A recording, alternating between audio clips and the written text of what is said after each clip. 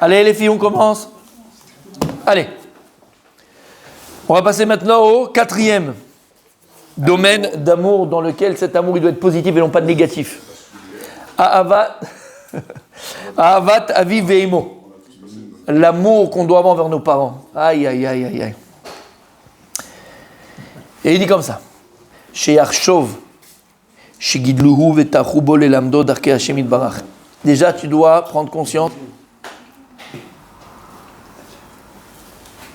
Déjà, tu vas prendre conscience de la difficulté, de tous les efforts que tes parents ils ont eu pour te faire grandir, pour te faire grandir, pour t'éduquer, pour te donner le meilleur. Tout ce qu'ils ont cravaché et tout ce que nos parents se sont sacrifiés, investis. Alors, Bezrat Hashem, le cours est exactement là. Le Nishmat Louise Aziza Batesta Shmata Begana Eden. Ta maman.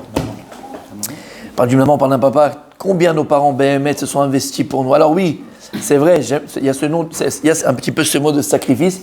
C'est vrai, c'est que combien de fois nos parents nous ont donné prédominance, nous ont fait passer avant eux. Combien de parents nous ont fait passer avant eux. Combien ils sont fatigués, combien de mauvais sons ils sont faits pour nous, combien de conseils ils ont voulu nous donner, combien ils ont été là pour nous. Depuis le premier moment, le premier souffle qu'on a eu sur Terre. Et même avant. Tu parlais de l'accouchement. Que si je demande à un papa, je te le demande, on dit tous papa, Baruch Hashem. Demandez à une maman. Le plus beau jour d'une vie, c'est quoi? C'est la naissance d'un enfant. Le plus beau jour d'une vie, c'est la naissance d'un enfant. Il n'y a pas plus beau. C'est extraordinaire, le regard que tu avais sur cet enfant-là quand il est né. La joie que tu as eue au moment où cet enfant il est né. Bémet, quel cadeau qu'Akadosh Baruch Hu, c'est pour ça que dire, et que Hachem il envoie toutes les personnes qui ont besoin d'enfants Bezrat Hachem. Des enfants, Zera Kodesh Bezrat Hachem. C'est ça que tu comprends, les petits-enfants Bezrat Hachem. Et ça que tu comprends, Bémet, c'est ça que tu comprends que quand la Gemara dit que quelqu'un qui n'a pas d'enfant est conseillé comme un mort, c'est dur, c'est compliqué, c'est pas facile du tout. Et à Kadosh Baruch Hu, nous on pense que Mouvan Me'elav, ça coule de source. C'est normal, mes parents ils s'est mariés, ils ont un enfant, moi je me marie, j'ai un enfant. Il n'y a rien qui est Mouvan Me'elav, il n'y a rien qui coule de source. Tout est un cadeau d'Hachem. Tout est un cadeau d'Hachem. Le plus grand. Exactement. Et les enfants, c'est un cadeau d'Hachem. Les enfants, c'est un cadeau d'Hachem. Béhémet. Il y a le côté naturel de l'amour que une personne est là par rapport à Vadaï à son enfant.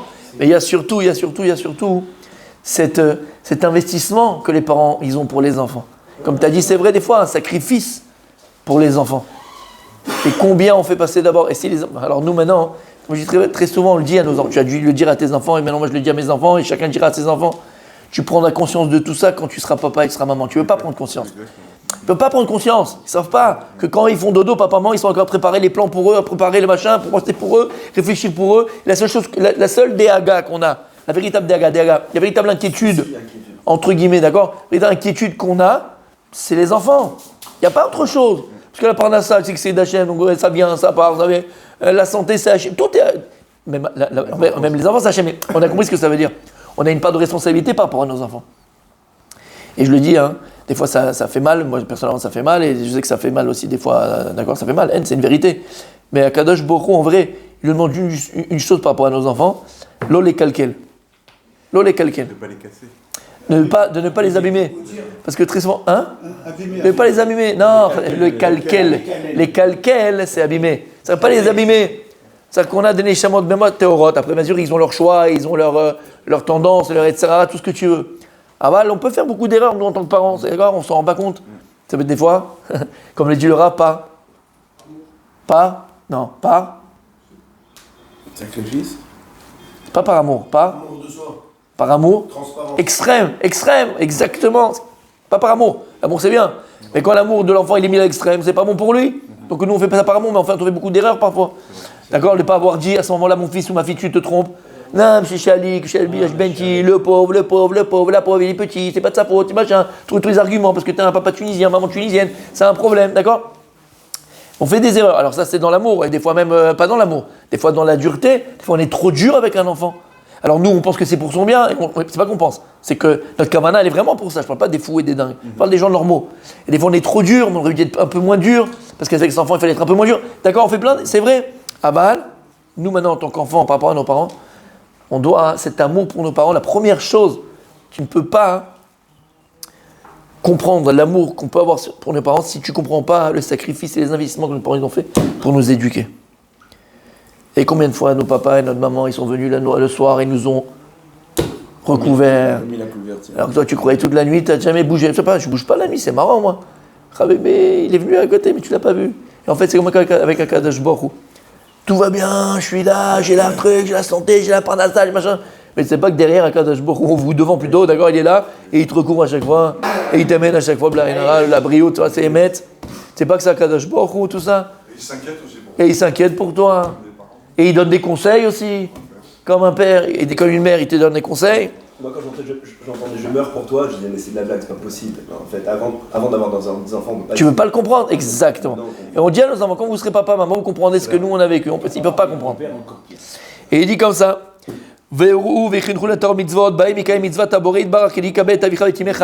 Et sache une chose d'abord, c'est que lorsque tu vas aimer tes parents, donc les honorer, parce que quand tu les aimes, c'est que tu les honores aussi, alors tu vas être Mekayem, tu vas accomplir une mitzvah de la Torah.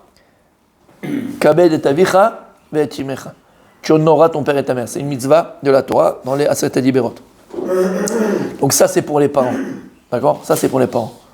Aimer nos parents, c'est quelque chose de naturel. Mais quand les parents, ils prennent un peu d'âge, d'accord, on peut les négliger, mais plus que ça, on a moins de patience, parce qu'ils comprennent moins vite. Ou quand tu vieillis, d'accord, moi je dis, alvaï que j'arrive à vieillir comme mes parents. Alvaï, avec toute leur tête, avec leur machin. Mais les parents, ils vieillissent. Ils ont leur petite mimique à eux, ils ont leur petit truc à eux. Ça peut t'embêter, ça peut te déranger. Des fois même, d'accord, ils ont même des fois des petites remarques. Alors ils n'avaient aucune remarque depuis 25, 40 ans, il n'y a pas de remarque. Et puis plus ça vieillit, plus il y a des petites remarques. Mais c'est pas méchant, mais c'est des remarques. Qu'est-ce qu'il fait l'abruti ? Il le remet en place. Hein ? Il répond, il s'énerve, c'est du machin. Ouais, pas maman. Même s'il te crache la figure, ton père, tu dis rien. Je te dis, il te crache la figure, tu dis rien. Alors, Vadaï, on n'est pas sur des fous. Hein. On a compris ce que ça veut dire. Une remarque, un truc, un machin. C'est plus lent, c'est plus. D'accord ? Baruch Hashem. Baruch Hashem. C'est à ton tour maintenant de t'occuper d'eux. C'est à ton tour d'avoir la patience. Ils n'ont pas de la patience avec toi. Ça fait 80 ans qu'ils ont patience avec toi. 80 ans qu'ils attendent qu'ils sortent quelque chose de toi. C'est 80 ans. Toi, tu ne vas pas pour un petit peu t'apprendre de patience avec tes parents ? Hein, tu peux pas ? Bien sûr qu'on peut, Blainara. Donc ça, c'est l'amour des parents. Ensuite, Vechav, Veachiotav, Ushar Krovav, Yehav al dererze. Maintenant, comment ça se passe avec ton frère, ta sœur, ton cousin, ta cousine, ton neveu, ta nièce, les proches, d'accord ? Shem oskim bo ole avio le maalot shem lavodat haborei barach. והוא יעסוק בהם ללמדם להוכיחם ולא יישא להם פנים. ובזה יש לו שכר רב. Alors il dit par exemple, c'est comment ? C'est que tu vas, si tu es proche d'eux, tu les aimes, véritable amour que tu peux montrer à ton frère, à ta sœur, à ton d'accord, des cousins, cousines, à la famille proche, c'est Béhémet, leur apprendre, leur enseigner. On a tous, par exemple, dans la famille, des gens qui sont un peu loin de la Torah, un peu loin de la vérité. Si tu les aimes vraiment, comment tu peux que ton frère il fait pas Shabbat ? Comment tu peux, comme c'est normal, c'est naturel chez toi. Alors maintenant, comment tu vas faire ? Tu vas l'inviter Shabbat, tu vas lui montrer c'est quoi Shabbat, tu vas lui parler de Shabbat, tu vas peut-être même lui proposer d'étudier un jour, d'accord, la semaine, avec beaucoup d'ahava, avec beaucoup d'amour. En tout cas, la ahava, c'est pas seulement de partir en vacances avec ton frère et ta sœur et ton cousin et ta cousine, d'accord ? C'est de quoi, hein ? De les amener dans le droit chemin.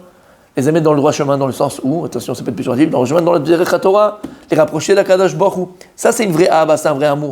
Pas simplement un amour matériel, on va partager un resto ensemble, c'est très sympa, attention. Un resto ensemble, on va jouer au foot ensemble, on va faire un truc ensemble. Non, que ce soit un kesher rouchani, que ce soit un lien rouchani, un lien spirituel. Veshlo sachar rav, tu as beaucoup de salaire sur ça. Vimida gdola, c'est une belle mida, c'est un beau trait de caractère. C'est-à-dire, comme il dit, une personne qui ne supporte pas que ses proches soient loin de la Torah, qui ne supporte pas voir ses proches loin d'Akadosh Baruch Hu. Alors pour cela, tu vas tout faire pour leur donner envie d'étudier, envie de se rapprocher d'Hachem, envie de faire Shabbat, envie de se couvrir la tête, envie de, avec beaucoup d'amour. C'est ça le véritable amour qu'on a pour nos proches. והרבה תולת יש לו לאדם מקרוביו כדרך שמצימו בלוט, שהצילו אברהם ונלחם עבורו, וגם בסדום ניצל בזכות אברהם. Et dit en vrai, la fraternité, que ce soit avec frères et sœurs, mais la fraternité dans une famille, elle a beaucoup de toilettes, elle a beaucoup de bénéfices.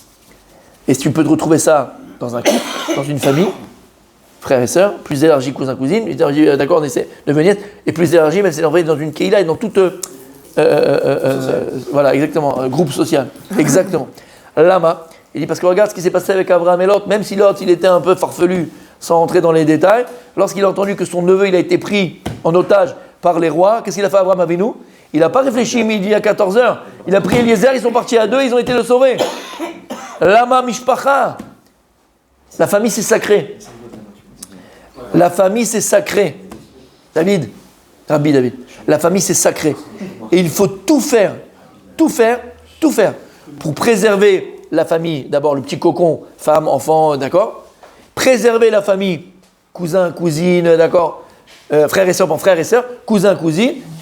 Préserver, il faut tout faire pour préserver la famille. Lama, la famille c'est un trésor.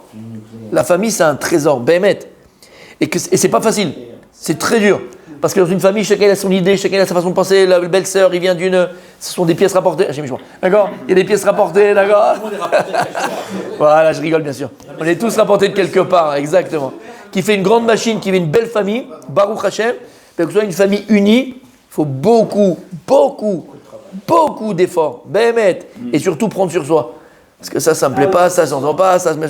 Mais la toilette, il dit le Rav, le bénéfice d'une famille unis, il est énorme. Oui. Énorme. Oui. Et je vais vous dire, ils ont la bracha, et je vais vous dire plus, c'est le plus bel héritage qu'on peut laisser à nos enfants. C'est une famille unie. Tout le reste, c'est de la blague. Le plus bel héritage qu'on peut laisser à nos enfants, c'est une famille unie. Et il termine le Rav et il dit, et ensuite cet amour, elle doit déborder jusqu'à chaque Yehudi veYehudi, à chaque juif et chaque juif. Comme on a dit, mon tzaddik. Alors c'est vrai qu'on fait les choses pas pour attendre en retour. Aval, il y a un klal. C'est comme ça que ça marche. Je peux pas te dire. C'est comme si, regarde, tu appuies sur l'interrupteur, la lumière elle s'allume, d'accord? Voilà, c'est une réalité. Je ne dis pas comment ça fait, comment ça marche. Je te dis juste une réalité. Quelqu'un qui s'occupe des enfants d'Hachem, Akadosh Borou, il lui donne. Tu sais, on a tous rêvé quand on était un peu jeune, même aujourd'hui, tu sais, qu'un jour tu as la visa, comme la mlouchia. C'est le plat qui se termine jamais, illimité, d'accord? Comme la mlouchia, c'est un truc, d'accord? Alors, nous, quand je parle de visa, toi, tu parles de l'argent. Je ne parle pas de l'argent, je parle de la bracha. D'accord? Visa, prends comme bracha. Tu veux la plus grande bracha d'Akadosh Baruch Hu, occupe-toi de ses enfants. À partir du moment où Hachem voit une personne qui s'occupe de ses enfants, Hachem, cette personne-là, elle le chérit. Hachem, elle le chérit. Pour lui, c'est VIP. Akadosh Baruch Hu dit, celui-là, on ne me le touche pas. Il s'occupe de mes enfants. Mais d'ailleurs, regarde comme nous. D'accord, quand on était à l'école, tu vois un prof qui est là et qui va aider ton fils, qui va aider ta fille. Mais vraiment, il attend rien en retour. Hein. Mais vraiment, tu vois, par vraiment gentillesse, par amour, par professionnalisme, tout ça. Il s'occupe de ton gosse bien comme il faut. Il n'y a qu'un taré qui ne va pas venir lui acheter un cadeau, lui amener un truc. Mais de manière, pas parce que tu attends en retour, parce que vraiment, tu es super touché, c'est ton fils. Et d'ailleurs, toutes les personnes qui s'occupent... Hein? Non, par simple Oda. Exactement, reconnaissance. D'accord? Akadosh Baruch Hu, c'est infini. Quand tu t'occupes de ces enfants, Kadosh Baruch Hu, et te place à part, t'es VIP. Et ils disent donc c'est ça. T'aimerais ton prochain comme toi-même. En fait, c'est ça le klal. Comment tu vas arriver à comment tu vas arriver à aimer ton prochain comme toi-même? C'est ce qu'il dit après la camarade dans Shabbat. Ce que toi, t'aimerais pas qu'on te fasse, ne fais pas aux autres. D'abord, ça commence par cela. Pour arriver à aimer l'autre, d'abord, tu vas ne pas faire à l'autre ce que toi, tu n'aimerais pas qu'on te fasse. T'aimerais pas qu'on te parle comme ça, parle pas à l'autre comme ça. T'aimerais pas qu'on agisse comme ça envers toi, n'agis pas envers l'autre comme ça. Et plus tu vas faire attention à l'autre comme tu fais attention à toi, plus tu vas te rendre compte que tu vas commencer à l'aimer. Il dit, Dola miso, qui betzel mokim asa et adam, tu dois aimer chaque personne. Alors là, on parlait d'Am Israël et des Juifs, mais tu dois aimer chaque humain. Chaque humain, il est appelé Betzelem Elokim. Chaque humain, il a un Tselem Elokim, il a été créé par Akadosh Baruch Hu. Un Juif, d'accord, il aime chaque humain. Tel qu'il est. C'est vrai que Rabbi Yochanan, quand il est allé au Chouk, c'était le premier qui disait Shalom. Aux Juifs et aux non-Juifs. À n'importe quel Ben Adam, n'importe quel humain, il disait bonjour. Lama, tout le monde, tous les humains sont les créatures d'Akadosh Baruch Hu et les enfants d'Hachem. Comme on l'a dit plus d'une fois, tous les peuples du monde sont les enfants d'Akadosh Baruch Hu. Simplement, à Israël, on est Bechor, on est le premier-né de Dieu. Dans une famille, tu as le premier-né et tu as les autres enfants. Là-bas, c'est pareil. C'est pareil. Donc, on continue demain, Bezrat Hachem.